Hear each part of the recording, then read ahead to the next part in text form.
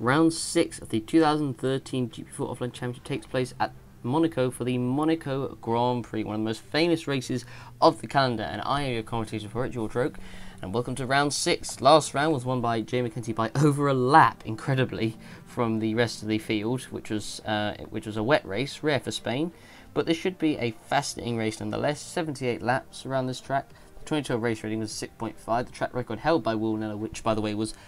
well, I won't tell you that yet. You have to find out who it was obliterated in qualifying, but I'm not going to tell you by who. Let's have a quick look around the lap. And I quite like this slightly different graphic for the race. This is what, as you can see, in 2012, this first lap carnage, which took out a number of drivers. Will it happen again? You never know.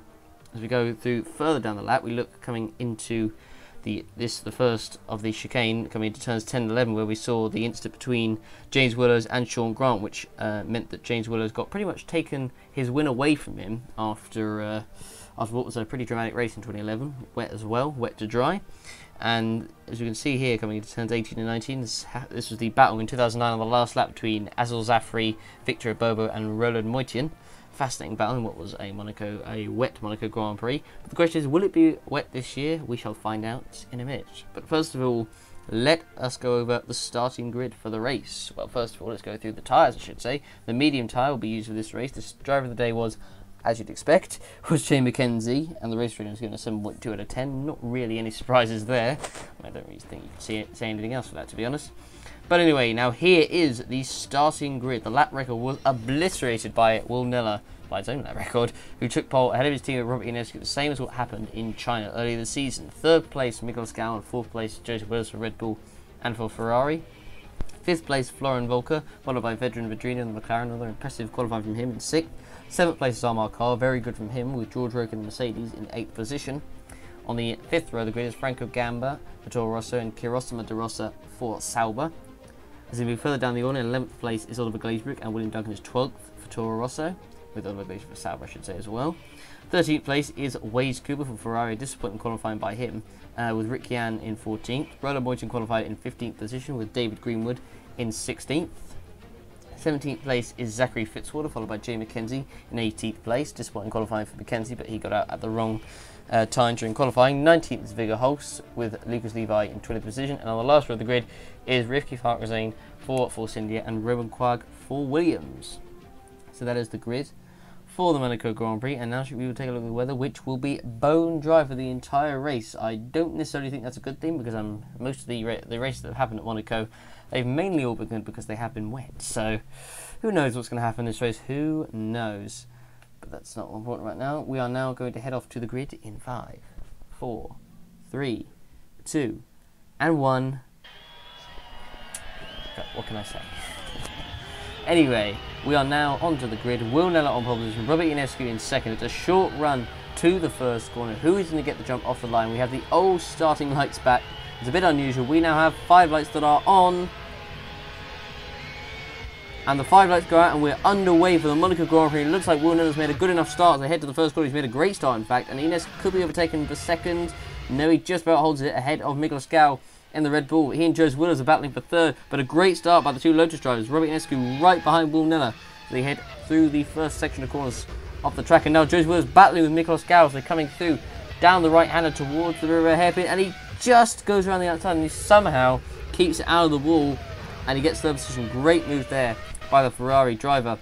His look coming through into the hairpin. So far, it looks like everyone has avoided contact. Oh, there's a side-by-side there between Zachary Fitzwater and Roland Moitian. Moitian just keeping it on the inside there. It looks like he's going to keep the position from Fitzwater, the Aussie driver. And so far, we've actually avoided any contact whatsoever. No crashes yet. But Williams made the ideal start in first place. Robert Ionescu second. Joseph Williams in third, with Nicholas Gow in fourth as they come through the chicane. As they come now heading towards the swimming pool chicane. The end of the lap, and they come through, and oh, there's contact, and Ricky Harrington's been hit from behind, and he's gone into the wall, and he's out of the race. And Viggo Holst, I think, has been involved as well, and oh, he's been hit by the Williams. That is Ricky Harrington out, and the Williams involved. I believe that's Viggo Holst, the McLaren, because he was starting near the back. The Williams of, I think it was Roman Quagg, was involved as well. So that is 2 cars out of the race on the first lap. So we got through the first corner without any incident, but unfortunately coming out to the chicane where there's usually an incident or so. it hasn't been avoided. So we need to have a look at what happened again. So Viggo Holst involved, Ricky Harkison involved, and I think it was Roman Quagg involved as well. So Holst starting down 20th, hadn't moved up any positions, going in, just went into the back of Ricky Harkison there, into the heaven. And he went into the back of the Mercedes there of Jay McKenzie as well. I didn't realise that, but Jay McKenzie's been hit, so he's going to have to pit for a new rear wing, because you can do that in this game. And Viggo Holst actually was already out. I didn't realise, because he clipped the end of Ricky Harkison's car, but fortunately he got away with it. Well, he had to go away with it. Roman Quagg, he came round, and he hit the wall as well, Quagg. So that is 3 cars out on the first lap. I was wondering if he'd got around the corner enough, because it was a bit of a tight exit, but all 3 cars out of the race on the first lap. Still, Robert Ionescu and William are right behind each other. They've got away from Joseph Willis in third, who's still under pressure from Nicholas Gow in 4th place. But this is the best start that Lotus really could have hoped for, as they're coming through the hairpin for the second time. So they've got 76 more laps to do that to get to the end. So now all the way on to lap 16. So nothing much has happened so far in this race. Unfortunately, this is what happens when it is a dry race. But Jamie McKenzie trying to recover after his start getting hit in back. Not his fault by by Holst and then by Ricky Harkison, who went into back after contact with him. He's now right behind Zachary Fitzwater as they come through the last. Oh, there's contact, and Fitzwater's in the wall. McKenzie has, well, he was going to pit anyway, but he's got away with damage, so that kind of, well, it worked out for him, but it's certainly not worked out very well for Zachary Fitzwater. And oh my word, and the Virgin there nearly comes through and hits the wheel. And unfortunately for McKenzie, his race doesn't really get much better. We need to have a look at it again. So he's right behind Zachary Fitzwater as he comes around. Fitzwater went a little bit deep. McKenzie tried to get on the inside, but I mean, that never really works. And unfortunately, especially around that corner, the second to last corner, there's always instance in the OC. Contact was made, and that eliminated Fitzwater. I mean, fortunately, McKenzie was actually pitching his lap. So, but still not the way that he would have wanted to do it necessarily. But he pits for a new set of tyres. So we'll see if he can recover towards the end of the race to get a whole heap load of points. But that is Mackenzie's race kind of over. I mean, will he get any points? I don't know really. It's going to be a tough ask from here. He's already lost a lot of time as Nella's actually going to lap him soon if he's not careful. But anyway, now Nicholas Gow for Red Bull is into the pits. 4.2 in his field, he's now 20 laps. I think it's probably going to be a 2-stop strategy, I reckon, as Gow comes out of his pit box. He's a 6.2 stop. He's down to 8th place. I imagine he might drop a few more if he's not careful, depending on the traffic. It's going to be very interesting to see, strategy-wise, what the teams decide to do, because traffic is very important here. It's very difficult to pass around Monaco, so it's probably going to be won this race, I guess, probably in the pit stop phase. Now we look at Almar Carr in the Force India coming in for his first pit stop of the Grand Prix. Comes out, does 6.9 stop, a little bit slow. But he's going to come out not at the points. He's in P9. Obviously, don't get the points. It goes up to 10 this year. And he comes out of the pits. He's going to come out behind guys. He's going to come out ahead of De Rosa. And no, looks like he's going to come out behind De Rosa. And I think he might just come out ahead of William Duncan. And he does so very close indeed. But he does just come out ahead of William Duncan. He's now right behind him. Could try and make a move. Can't quite do it. But now with Carr with better tyres, should get away from him. He's got Oliver Glazebrook for company as well. Rick Yan comes into the pits for Caterham. 34 laps of fuel, so he'll be doing 2 stops, because he'll have to make 1 more stop before the end. I mean, Gallard's interesting. I don't know if he'll be doing the 3 stop or not. Looks like he could be with 20 laps compared to Yan. I'm not sure. We'll see what the Red Bull crew decide to do in the end, but Yan comes out in P17. There's Josie Willers, who's now got Florian Volker under pressure. Now Will Nella leads, now Robert Ionescu, well, he already was leading, I should say. Now Robert Ionescu comes in for his first pit stop of the race. 36 laps of fuel, so he'll be making 1 more stop for the end. He's on the 2-stop strategy. So it looks like it's probably going to be between maybe a 1 or a 2 stop, or maybe a 3, but I think maybe 2 stop might be the way to go. Although on a 1 stop, I guess you could probably say that it would be difficult for people to pass, especially on this circuit. But anyway, Joseph Willows now comes into the pit. It'll be interesting to see if he comes where he comes out with regards to Robert Ionescu and also Will Nella when he pits. As we look on board, so Joseph Willows, he has to wait a little bit for Ricardo Gavassi. He has to wait for George Roque to go past and go into his pit box. That's going to affect Willows' time. But where will he come out on track will be interesting to see. But that will not have helped him particularly. So let's see. Will he come out ahead? Oh, he comes up behind Gal. Going to come out behind Franco Gamba. So I believe he's actually, I think Gal, I believe, has actually jumped him in the stop. So it's actually worked out pretty well for Miklos Gal there. Will Nella now comes in for his stop. 38 laps of fuel they put in, so he'll be doing one more stop before the race ends. So now Gal is right behind us. So actually, it'll be interesting to see, will Ionescu and Gal come up ahead of Nella?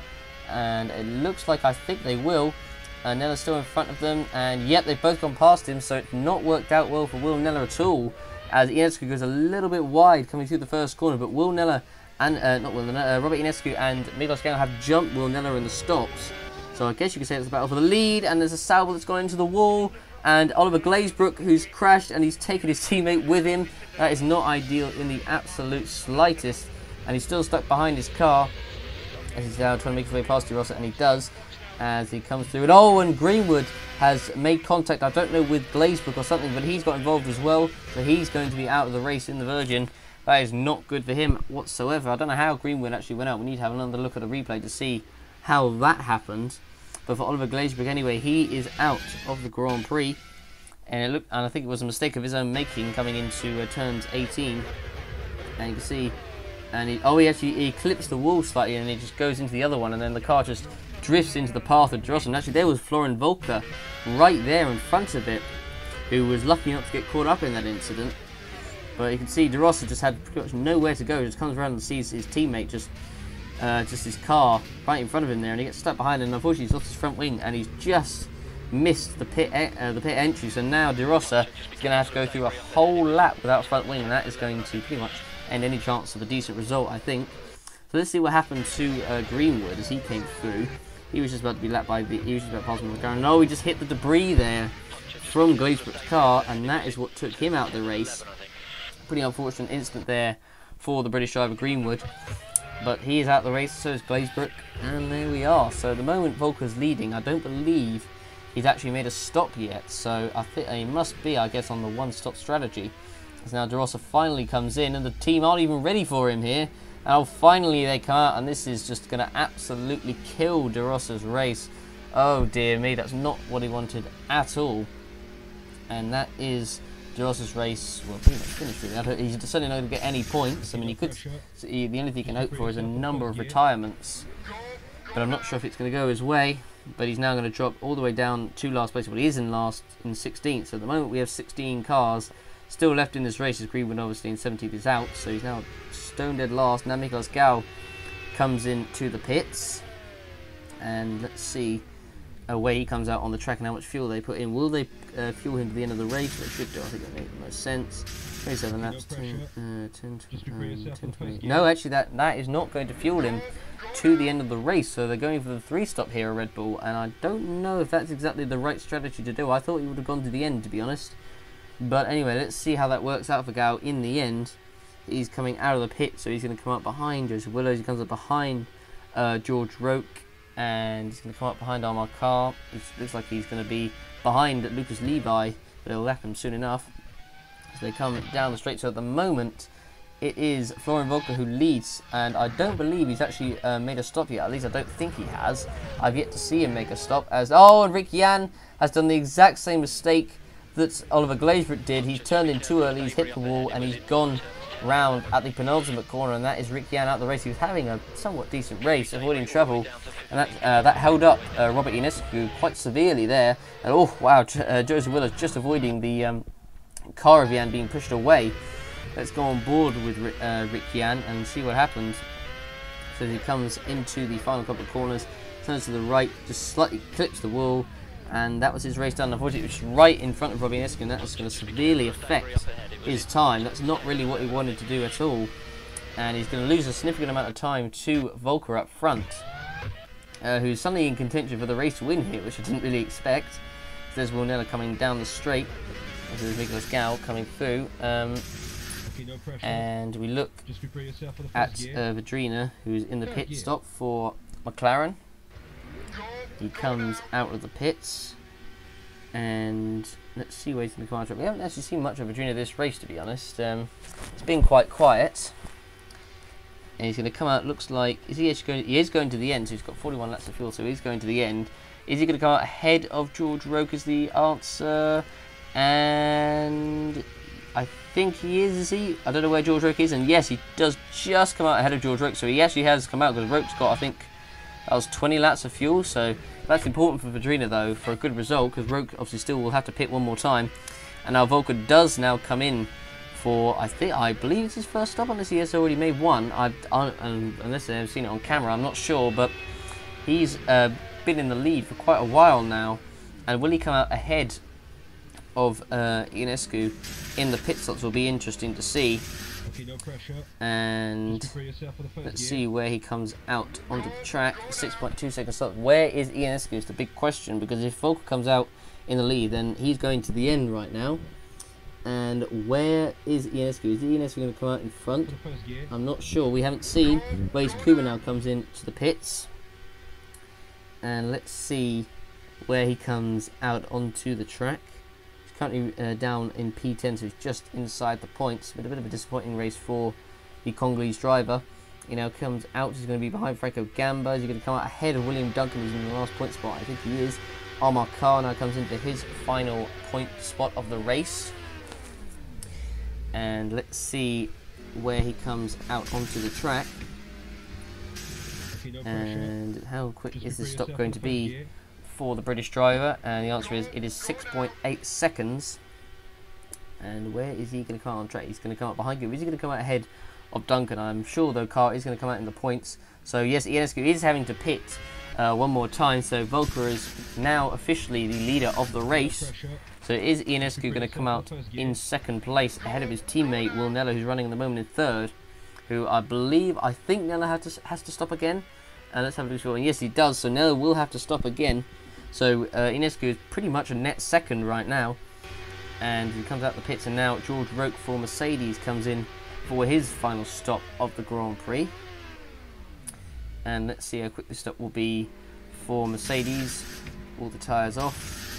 New set on. 26 laps of fuel. Go to the end. 5.9. And there we are. He's out of his box. 5.9. So that's fairly quick. And let's see where he comes out on track. Is he going to come out ahead of Waze Kuba? Will be interesting to see. And the answer is guess he has. I mean, I haven't seen Kuba come over the line yet, so I think he must have done. Nella now comes in for his final stop of the race. It's not been a great race, unfortunately, for Nella. 2 pole positions and unfortunately no wins, and certainly not going to be one today unless he has an absolute miracle or unless chaos occurs up front. He's going to come out, it looks like in P5, or is he going to come out in P6? Gal's in, so it looks like it will be P5. So Vedrina now up into P4. We now look at Joseph Willows going into the pits. So now actually Vedran Vedrina in the McLaren is going to be on the podium. So that's a very impressive by the Croatian driver. We hadn't really seen that much of him. We've been quite quiet this race, but he's quietly snuck through and right now running in a podium position. So that's a great result for him. Unfortunately, it's disappointing for Viggo Holst, who's had a pretty horrendous season to say the least. I mean, he certainly has pretty much no chance of retaining his title, but at least he still has that title, or title that he has got at least. So that's something. Here we are looking at Jay McKenzie, who's battling with Franco Gamba for the last point spot in P10 as they're coming into the penultimate corners. And McKenzie goes wide, he hits the wall, and he's lucky that he doesn't get any damage. And that certainly handed the initiative to Gamba up front. He had Vedran Vedrina in the McLaren to lap him, and well, he has now done that, but you see, just slightly clipped the edge of it, and he's very lucky, McKenzie, that he hasn't got any damage from that. But that means that Gamba's got a bit of a gap to him and can consolidate that last point spot. As there is Mikolas Gauers battling with Will Nella for 4th place. And I think that was actually 5th place, I should say. But anyway, here we are looking at the race leader, Florian Volker, who has unexpectedly, you could say, come in. He didn't really look like a contender at the start of the race, but he's come through and he's got a 20-second lead over Ionescu. So his strategy has clearly worked as he comes through to lap Kuba in P8, and he's got George Roke in front in P7. So I imagine, I don't know if he'll catch up to him or lap him or not, but he's got a very comfortable lead. Has Florian Volker very comfortable up front, and right now it looks like he's going to finally take his first win of the season. It's not been a great start to the season for Volker. There's been rumours of him possibly leaving after the end of this season, which I hope he doesn't, because he's certainly going to be a big loss to the OC if he does leave, having won 2 championships. As he now comes through the swimming pool chicane for the final time, comes through the final section of corners, coming through into turn 18, now into turn 19. Florian Volker comes around the final corner. He's not had a great start to the season, but this will bring him right back into title contention as Florian Volker wins the Monaco Grand Prix. Congratulations to him. Kuba across the line in P8. As we're looking at Armar Carr coming in 9th position, as it's a good row of points for Carr, and he comes across the line and finishes in the points. Now Robert Ionescu is set to come across the line in a good P2. That's very well done to him. Comes ahead of his teammate Winner, showing that he does have some talent in that car, to say the least. Roland Moitin comes across the line in P13, not the race he would have wanted, just didn't really have much of a chance of points really, just the Williams. Certainly not a great car this year for sure. Now looking at Lucas Levi, who's going to come home in P14. It's not going to be last position, that is going to go the way of De Rosa, as now Levi comes across the line into P14. Now De Rosa finally comes across the line in P15, as we now look at Gamba coming across the line in 10th as Vedran Vedrina takes his first ever podium in the OC. Congratulations to him, fantastic race by the Croatian driver. William Duncan comes across the line in P12. Willow just beating Nicolas Gal for P4. Willow's in 6th place, and now George Roque finally comes across the line in P7 for Mercedes. And there we are, the race is done and dusted right there. And Florian Volker is your winner. 1 hour 34. That was a pretty long race, I have to say. But here are the race results. Florian Volker wins with Ionescu 2nd, Vedrina 3rd, Winella 4th, Nicolas Gal 5th, Joseph Willer 6th, Roque 7th, with Kuba, Carr and Gamba completing the points, with Jay McKenzie, William Duncan, Roland Moitin, Lucas Levi, Kirosima De Rosa finishing a lap and 2 laps behind, with Rick Yan, David Greenwood, Oliver Glazebrook, Zachary Fitzwater, Roman Quark, Victor Holst and Ricky Harkezane not finishing the race. So the fastest lap indeed was set by Miguel Scal by 3/10. Blimey, that is a lot. Ahead of Mackenzie 2nd, Ionescu 3rd, Volker 4th, Cooper 5th, Joseph Willer 6th, Nella 7th, Vedrina 8th, Carr 9th, and Roque in 10th position. Quite far off the pace of Mercedes. Gamba 11th, Jan 12th, Duncan, Glazebrook, Levi, De Rosa, Moitin, Fitzwater, Greenwood, Holst, Harkezane and Quag, although Holst, Harkezane and Quag didn't set a lap time because of what happened on the first lap. And there we go. That was the fast laps. Let's have a look at the points. So Wade now leads by just a single point from Mikolas Gal in at the top of the standings. That's very tight indeed. Ionescu just 13 points behind in 3rd. Jay McKenzie in 4th. Florian Volker in 5th. Willow 6th. Nella 7th. Roque 8th. Vedrina 9th and Holst in 10th. Then Gamba, Harkezane, Glazebrook, De Rosa, Duncan, Carr, Quag, Jan, Moitin, Fitzwater, Greenwood and Levi, with Moitin, Fitzwater, Greenwood and Levi the only drivers so far this season yet to score any points so far this season. Obviously we have the top 10 point system, the new point system, which I have to say is making it pretty interesting, this championship so far. But anyway, let's have a look at the constructors. So just 2 points there separate Red Bull and Ferrari. It's going to be a very interesting season, to say the least. At the top with Red Bull on 138, Ferrari 2nd with 136, Lotus 3rd with 111, Mercedes 4th with 102, McLaren 5th with 59, Toro Rosso 6th with 23, Sauber 7th with 20, Force India 8th with 15, Williams and Caterham with 1, and Marussia with 0 points. That, everyone, has been the Monaco Grand Prix. I hope you guys enjoyed. It wasn't unfortunately the greatest race in the world, but hey, you can't win them all. But anyway, thanks everyone for watching. We'll see you for the next round, the Canadian Grand Prix at Montreal. Don't forget to, as usual, vote for your driver of the day and give the race a rating out of 10. Thanks for watching, everyone. We'll see you for round 7, the Canadian Grand Prix. Thanks for watching, and see you there.